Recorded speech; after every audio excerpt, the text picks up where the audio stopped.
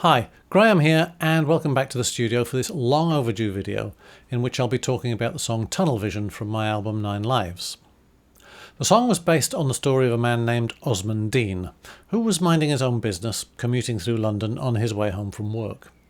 He'd had a rotten day and he was feeling pretty fed up with life, and it was while he was waiting to change underground trains that he saw the woman standing next to him on the platform suddenly rush forward and jump onto the track, just as the train was approaching. Dean says he didn't really think about what he did next. As a Muslim, he reminds us that helping others is a core part of his faith, so without hesitation, he jumped down onto the track to help the woman up, despite the risks to his own safety.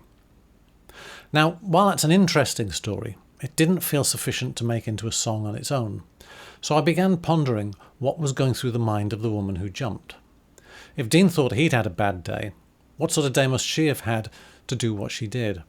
What was going on in her life that made the idea of such a terrible, violent death more appealing than going on living?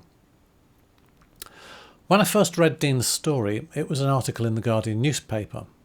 And when I tried to look for it online, my Google search took me instead to a different story told by a woman who'd tried to commit suicide by jumping in front of an underground train. The author of this second story was anonymous, and I doubt the two incidents were related, but I liked the idea that they could be, and more importantly, it gave me some insight into the mind of the woman who jumped. I decided to connect the two stories by writing the song using two voices, the jumper and the rescuer, and I tried to imagine what they might have been feeling: rejection, frustration, a desire for something different. Perhaps they were thinking about their feelings using similar language, so I tried where possible to have them singing the same words. Originally, the song was called The Light at the End of the Tunnel, and it was going to have a chorus about seeing a light at the end of the tunnel, which could mean things will get better or there's a train coming, depending on who was singing at the time. Initially, the song had a bit of a gospel feel to it, and it sounded something like this. There is a light at the end of this tunnel, and there can be no turning back. There will be better days, and I will find a way to get my life on track. Trying to write verses that belonged with that chorus was difficult, both lyrically and musically. The chorus made the verses too slow, but playing the verses faster just made the chorus sound too fast.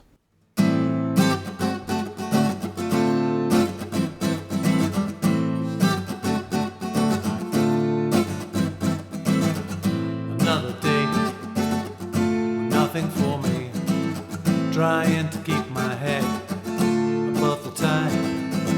So many people choose to ignore me.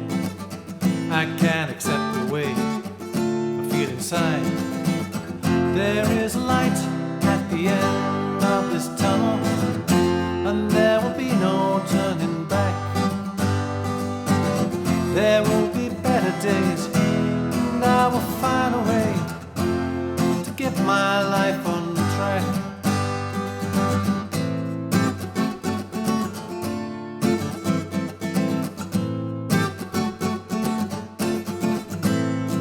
The song was literally stuck at the station. Thinking of trains reminded me of an interview I once saw with Peter Gabriel. He said that when he's stuck for ideas, he likes to go for a ride on a train. It was a nice idea, but we were in the middle of a COVID lockdown and unnecessary travel was not permitted. The day that restrictions were eased enough to allow travel, we went for a family drive and I sat in the back of the car thinking about the song and humming ideas into my phone. Back at home a few hours later, I listened back to my ideas and started making a better recording. Once I started working on it, the guitar riff just fell out of the sky. In fact, it came so easily, I was convinced that I must have borrowed it from somewhere else. So a few days later, I sent a copy to some knowledgeable musician friends asking them, "Have I stolen this?" Apparently I hadn't, so I carried on writing. As I've said before, I like to play with perceptions in my lyrics, and I thought it would be fun to have the male voice talking about seeing a woman on the station, making eye contact, and then have her fall at his feet. And when he says, "This is the perfect way to end the day," it's supposed to be ambiguous. He could be thinking, "Oh, great," when really he's thinking, "Oh, great." The female voice you hear is a friend of mine called Vanessa Clark, who I played in a band with several years ago. Lockdown restrictions prevented us from working together in the studio, so I emailed her a copy of the song to practice with and then sent her my portable audio recorder. She played the track on her phone, listening on headphones, and then recorded herself singing along with it. Now, the first problem we encountered was that I'd recorded the song to suit my own voice, which was a bit too low for her to sing. As a quick fix, I put the entire track into Melodyne and dragged everything up into the right key. As I say, this was a quick fix, and ultimately all of the parts had to be re-recorded. A couple of weeks later, when I got the recorder back, she'd done about 10 different versions. Now, Vanessa's a great singer, but she's not a sound engineer, so some of her recordings were a bit quiet and noisy, while others were too loud, which made them distorted. However, all of the recordings had some good bits, so I used a technique known as comping to extract all the best bits and put them together. First, I mixed the track and dropped that into a new arrangement in Cubase, which is my multi-track recording software. Next, I dragged all of Vanessa's recordings into the session, putting each one on a different track. Then I cut them all up into individual phrases. Next, I listened to each track individually and colour-coded each phrase depending on how good it sounded. After that, I used the best phrases to create the final performance. Sometimes a phrase might sound good, but it didn't fit with what came before or after it, so I'd have to use a different one. Now, this may seem like cheating, but it's a technique used on almost every commercial recording you will have heard in the last 25 years or so. Producers will often have artists sing a single word over and over again until they're happy with the sound of it. Another issue was room acoustics. Vanessa had recorded herself in a room with no acoustic treatment, and the recordings all suffered from unwanted background ambience, the sort of echoes and reverberations that are present in most rooms. We aren't always aware of them because our brains filter them out, but recording can exaggerate them. So this is the project file for the whole song, and it's got all the instrumental parts in, and it's also now got Vanessa's vocal as a comp from all those separate phrases. They've all been put together into one continuous audio file. And I'll play you that just as I've imported it with no effects on it whatsoever. And what you might hear is that different phrases sound slightly different from the ones before or the ones that come after. Another hopeless day with nothing for me, fighting to make my way against the tide. All of these people choose to ignore me. I'm overwhelmed by all the pain I feel inside. That's because sometimes she was closer to the mic and sometimes she was further away, and that changes the tonal quality of the sound of what you're recording. Now, there are ways we can get around that, and one of those is to use EQ. So if we now listen to that and look at what's happening with the EQ, which has been automated, you'll see things happening in this window here. Another hopeless day with nothing for me, fighting to make my way against the tide. All of these people choose to ignore me. I'm overwhelmed by all the pain I feel inside. So you can see the EQ curve changing there, and that's changing the sound for each phrase and hopefully making everything sound a bit more balanced and even. Now, there is a little bit later on.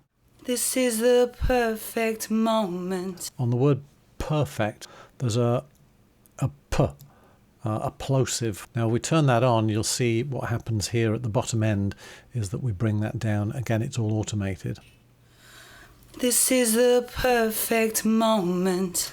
Now, there's still a bit of room ambience to that sound. I can still hear that it's been recorded in a small bedroom. So what we'll do here is add some reverberation and delay to the signal. And it sounds like this. Another hopeless day with nothing for me, fighting to make my way against the tide. So it makes it sound like it's in a bigger space. Finally, One thing I didn't like here was the first word, which is another. Vanessa sings hanother.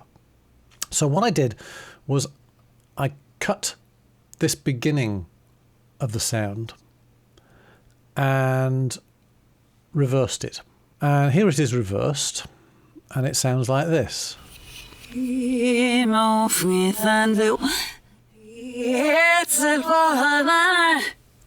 So if I play back this reversed version and add some other reverberation to it, it sounds like this.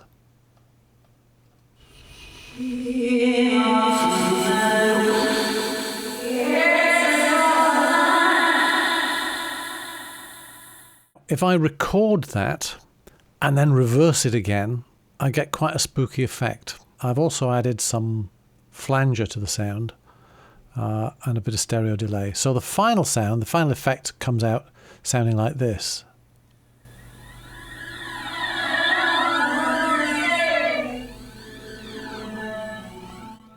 Which when we add that to the original vocal, it comes out sounding like this. Another hopeless day with nothing for me. And it just kind of hides that h at the start of the word. So here it is again in the context of the whole song. Another hopeless day with nothing for me. So later on in the song, I've used Melodyne to generate some harmony vocals.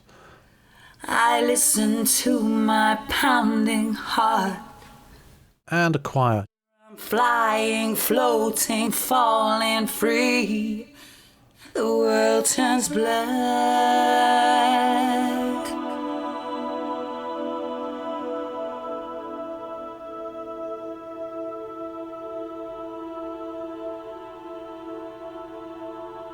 And all of that's going on over the top of a backwards bass solo.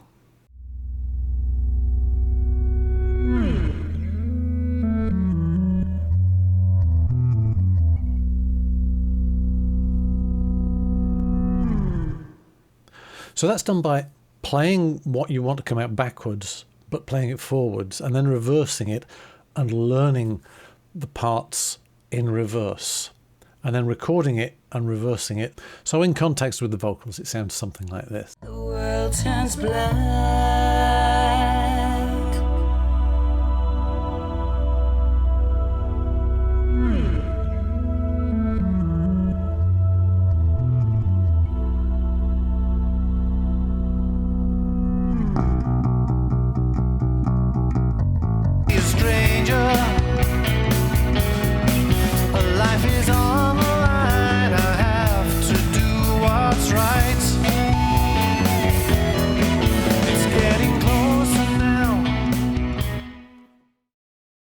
So that's Tunnel Vision. And if there's anything in there I've missed and you want to send me a message and say, what's that sound? Do feel free to do that. But otherwise, I'll see you in the next video. Take care and bye for now.